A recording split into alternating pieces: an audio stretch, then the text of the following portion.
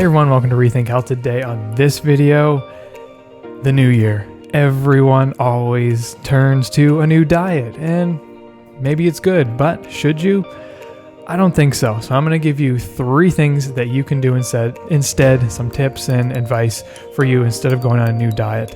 Coming up next on Rethink Health.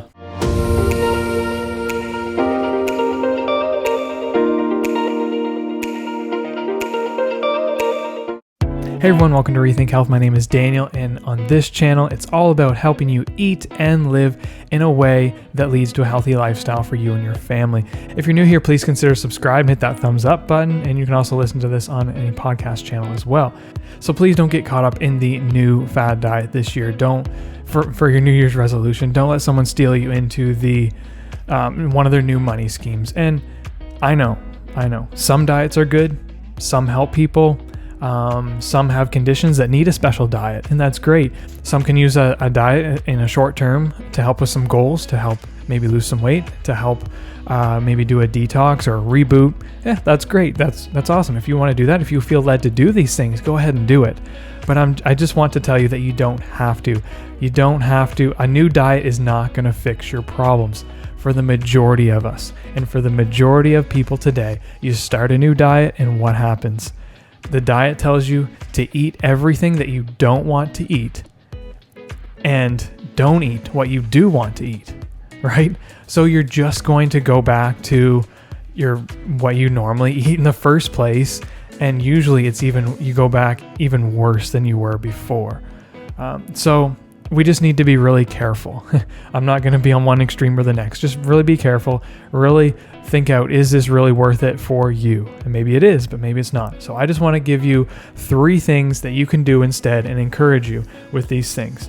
That you don't need to caught up in don't need to do what everyone else is doing. And I'm not biased. I make no money off of this. I'm just giving you 3 tips that I think will really help you as they've helped me. Number 1.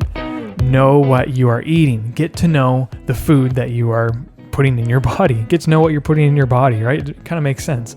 Get to know the ingredients in the food that you buy, so that you can say, well, we've been buying this a lot. What's actually in it?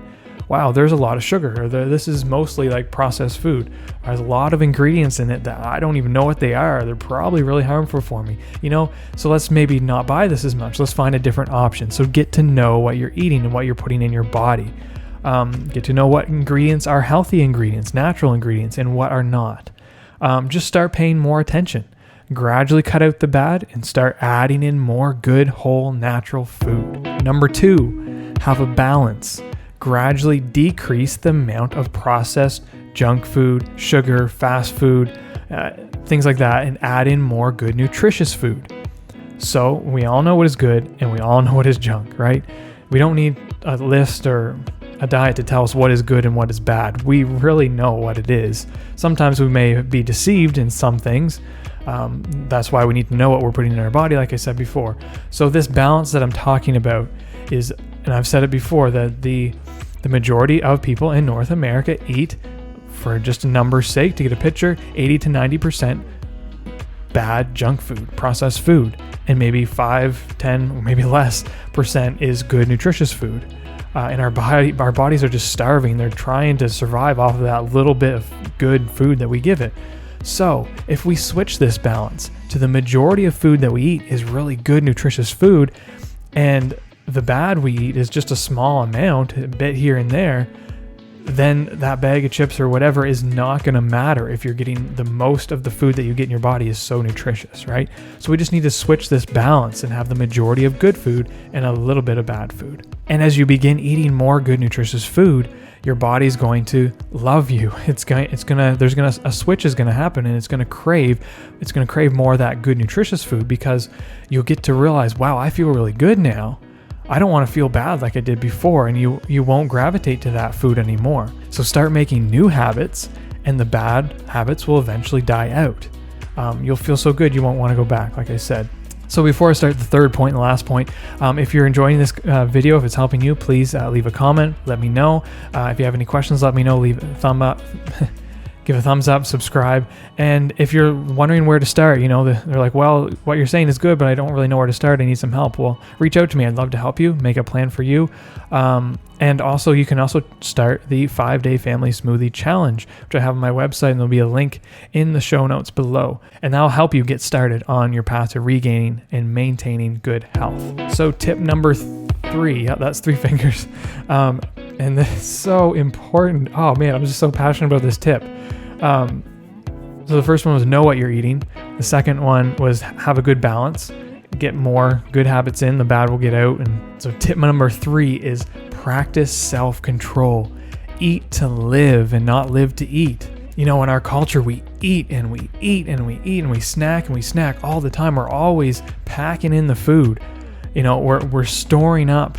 We're in this season of feasting, right? But for us in our culture today, this feast lasts all year round. Our bodies are made that they want to store up for that when that season of famine comes. When the winter comes and the food is scarce, or famine comes and there's not a lot of food around, the body likes to store up. But see, today the famine just never comes. We're always feasting. In a way, it just comes down to simple math. Calories in, calories out. If there's so much calories going in and there's not going out, and they're not going out, then you're going to gain weight. It's really simple math. It doesn't have to be complicated. So have self-control around the table, filled with plenty, filled with treats. Have self-control and take the right amount for your body. The right amount that your body needs, instead of stuffing yourself. Do you really need to fill your plate so full? Do you really need to eat all the time? Do you really need to have seconds, right? I found this so helpful to just take what I know I need to eat and go by how my body feels. Not, your eyes are bigger than your belly, right?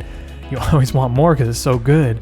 But take what you need to survive, to give you that energy to make it through until the next meal, right? I think that's very helpful, and that is so big for weight gain and having control over your weight, and really control over your health, the health of all your organs.